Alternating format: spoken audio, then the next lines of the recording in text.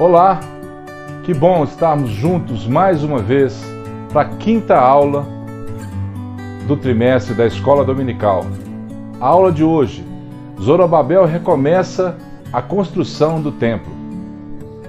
Você deve se perguntar, talvez você não teve um encontro pessoal com o Senhor Jesus. Para que nós oramos antes da aula? Já está tudo pronto? Mas eu quero te dizer uma coisa. Nós oramos antes de preparar e oramos antes de começar, para que o nosso entendimento seja aberto, para que o Senhor Jesus possa falar conosco. E essa é a minha oração nessa manhã. Pai, nós agradecemos ao Senhor, Deus, por todas as coisas. E eu te peço que o entendimento, Deus, daqueles que estão assistindo essa aula agora, seja aberto, Deus, para as maravilhas que o Senhor tem para cada um de nós. Abençoe esse tempo que vamos passar juntos e que o nosso coração se alegre com a revelação da Tua Palavra em cada um de nós, Papai. Muito obrigado, em nome de Jesus. Amém? Vamos lá para o texto áureo. Agora, pois, considerai tudo o que está acontecendo, desde aquele dia, antes de pordes pedra sobre pedra no templo do Senhor. Olha a verdade prática. Sob o poder de Deus, a igreja torna-se imbatível no cumprimento das tarefas que Cristo lhe entregou. Lembre-se, Ele vai à nossa frente. Que palavra maravilhosa, né, irmãos? Amados do Senhor Jesus e amadas. Ele vai à sua frente. Se Deus pôs um sonho no seu coração, se Deus tem cumprido a promessa dele na sua vida, saiba, Ele está à sua frente. E é isso que move o servo e a serva do Senhor. A introdução. O povo ficou quase 15 anos parado na reconstrução do templo.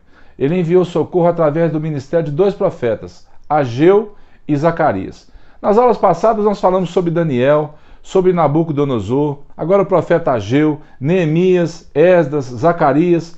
Eu quero te dizer uma coisa, nós temos no nosso canal no YouTube, e lá eu tenho um material paralelo ao material da Escola Dominical. Eu vou lançar agora, muito em breve, um estudo sobre Nabucodonosor, para você poder entender por que ele é chamado de servo do Senhor. Né? E nós vamos fazendo isso para quê? Nós vamos ter lá as cartas de Paulo, os mapas sobre as cartas de Paulo, algumas informações adjacentes para você poder acompanhar isso. Então, vá no canal, se você não se inscreveu, inscreva-se ainda para você poder acompanhar essas coisas também, tá bom? Então, Ageu e Zacarias, vamos dizer o que Esdras fala. Cessou, pois, a obra da casa de Deus, a qual estava em Jerusalém, e isso até o 2º ano do reinado de Dario, rei da Pérsia. Ele continua dizendo, então se dispuseram Zorobabel, filho de Sealtiel, Jesua, ou também Josué, filho de Josadaque, e começaram a edificar a casa de Deus, a qual está em Jerusalém, e com eles os referidos profetas de Deus, que os ajudavam.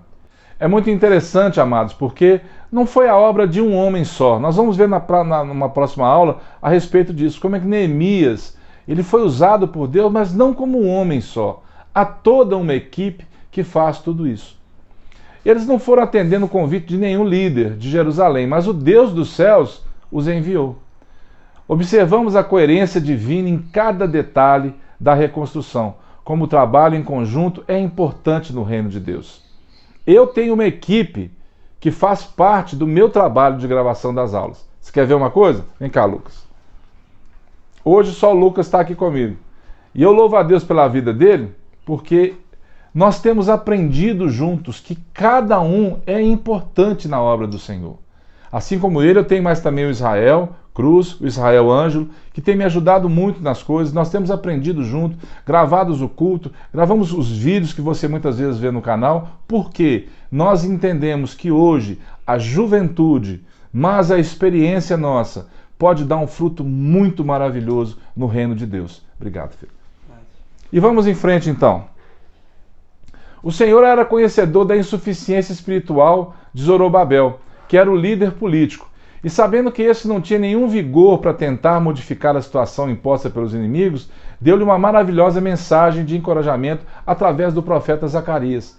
Ele era o sumo sacerdote, ele era o líder político, né? Tinha Josué, que era o líder, o sacerdote, e Zorobabel era o líder político, aquele homem que estava comandando. Só que ele já estava sem força.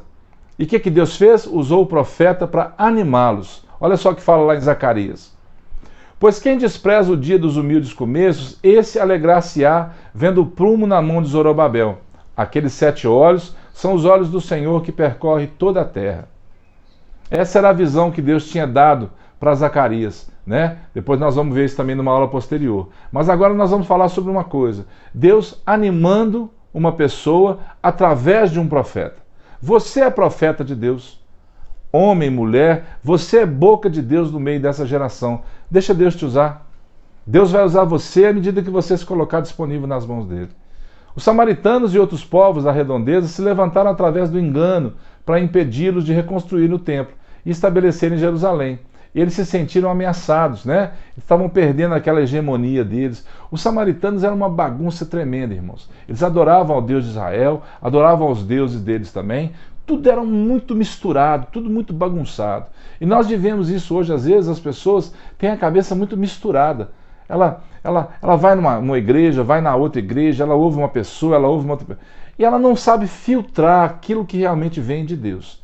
Zacarias continua dizendo assim: prosseguiu ele e me disse: esta é a palavra do Senhor a Zorobabel, não por força nem por poder, mas pelo meu espírito, diz o Senhor dos exércitos. Continua: as mãos de Zorobabel lançaram os fundamentos dessa casa, elas mesmas a acabarão, para que saibais que o Senhor dos exércitos é quem me enviou a vós outros. O apóstolo Paulo diz assim numa das cartas: aquele que começou boa obra em vós há de completá-la até o dia de Cristo Jesus. Era isso aí, ó. Deus começou. E eles iam ver Zorobabel terminando essa obra, como foi feito. Por quê? Porque Deus estava no negócio. Josué, o sumo sacerdote e líder espiritual do povo, recebeu também uma mensagem pessoal, uma mensagem de perdão e de restauração. Vamos ver qual foi. Tomou este a palavra e disse aos que estavam diante dele: tirai-lhe as vestes sujas. A Josué disse: eis que tenho feito que passe de ti a tua iniquidade, e te vestirei de finos trajes. Que maravilha de promessa! O profeta Ageu mostrou ao povo que os prejuízos materiais que haviam sofrido eram consequência da omissão frente ao dever que tinham com a casa do Senhor. Veja bem. Ora, pois assim diz o Senhor dos exércitos: considerai o vosso passado. Tendes semeado muito e recolhido pouco. Comeis, mas não chega para fartar-vos. Bebeis, mas não há para saciar-vos. Vestivos, mas ninguém se aquece. E o que recebe salário, recebe-o para pô-lo num saquetel furado. E ele continua: assim diz o Senhor dos exércitos: considerai o vosso passado. Subi ao monte, trazei madeira e edificai a casa. Dela me agradarei e serei glorificado, diz o Senhor. Esperastes o muito, e eis que veio a ser pouco. E esse pouco, quando o trouxestes para casa, eu com um assopro o dissipei. Por quê? Diz o Senhor dos exércitos: por causa da minha casa, que permanece em ruínas, ao passo que cada um de vós corre por causa de sua própria casa. A obra do Senhor precisa ter prioridade na nossa vida, irmãos. Mas você não adianta querer fazer a obra do Senhor se a sua casa está desmoronada. Faça a obra na sua casa, na sua família, para que você possa entender qual é a verdadeira obra do Senhor, para que você possa continuar. Assim como o povo recebeu a mensagem do profeta, eles estavam realmente, não estavam aproveitando o que Deus tinha para eles. Por quê? Porque a casa do Senhor estava em ruínas ainda. O poder de Deus se manifestou através das mensagens desses homens de Deus. Assim, os dois líderes criaram coragem e o povo também foi renovado pelo impacto da mensagem. Os profetas de Deus ficaram com eles, ajudando os líderes do povo na direção do trabalho. Os olhos do Senhor estavam sobre o seu povo e sobre a reconstrução do templo, e nada puderam fazer os inimigos até que fosse dado pleno conhecimento dos fatos ao rei Dario. Eles tentaram por tudo destruir o povo. Feita a verificação nos registros dos éditos do rei da Pérsia, foi encontrada a ordem dada por Ciro, e assim o rei Dario confirmou a permissão para a reconstrução do templo. Olha só lá em Esdras. Os anciãos dos judeus iam edificando e prosperando em virtude do que profetizaram os profetas Ageu e Zacarias, filho de Ido. Edificaram a casa e a terminaram segundo o mandato do Deus de Israel e segundo o decreto de Ciro, de Dario e de Artaxerxes, rei da Pérsia. Acabou-se essa casa no dia 3º do mês de Adar, no 6º ano do reinado do rei Dario. Ou seja, o que Deus começou, Ele mesmo terminou. Independente daqueles que se levantaram, daqueles que realmente se opuseram à obra do Senhor, Deus completou a obra dele. O despertamento dado por Deus ao rei Ciro propagou-se e agora, com a ajuda dos profetas, foi renovado e levado a um resultado glorioso. Toda honra e toda glória sejam somente ao Senhor. A palavra de Deus, através de Jeremias, pusera em marcha o início da reconstrução do templo. Da mesma forma, agora, a palavra do Senhor, através de Ageu e Zacarias, impulsionava a conclusão da obra. As manifestações do Espírito Santo no Antigo Testamento, irmãos, são muito interessantes. Vamos lembrar algumas. Por exemplo, Moisés. Quantas coisas Moisés fez? Né? A vara de Moisés diante do faraó. Toda vez que as orações que Moisés fez, o cumprimento, né? A sarça ardendo, o mar vermelho se abrindo, a água brotando da rocha, quantas outras coisas, o maná que vinha do céu, quantas coisas Moisés fez. O profeta Elias, lembra? Que ele pediu, Deus mandou fogo do céu. Né? No Novo Testamento, por exemplo, nós temos lá o dia de Pentecostes, que maravilha! Quando o Espírito Santo descia sobre Paulo, sobre Pedro, a sombra do apóstolo curava. Meu Deus, quanta coisa Deus fez para mostrar a manifestação dele usando os profetas. Os profetas foram os primeiros de todos os prenunciadores e porta-vozes de Deus. Moisés, o maior de todos os profetas, deveria receber a palavra diretamente de Deus e transmiti-la a Arão, que era seu porta-voz. Lembra no caso de Faraó? Como Moisés deveria ser o Deus de Faraó, o ministério de Arão demonstra perfeitamente o ministério do porta-voz. Todos aqueles que agem na função de proclamar a palavra de Deus são seus porta-vozes. No Antigo Testamento, o profeta era uma espécie de mediador entre Deus e o povo.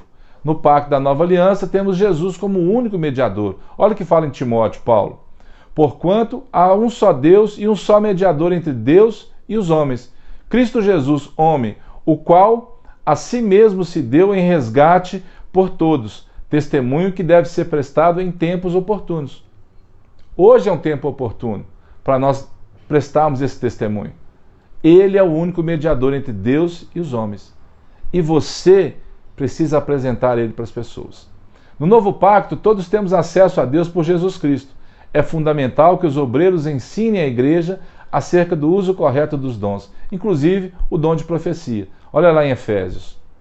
E vindo, evangelizou paz a vós outros, que estáveis longe, e paz também aos que estavam perto, porque por ele ambos temos acesso ao Pai em um Espírito.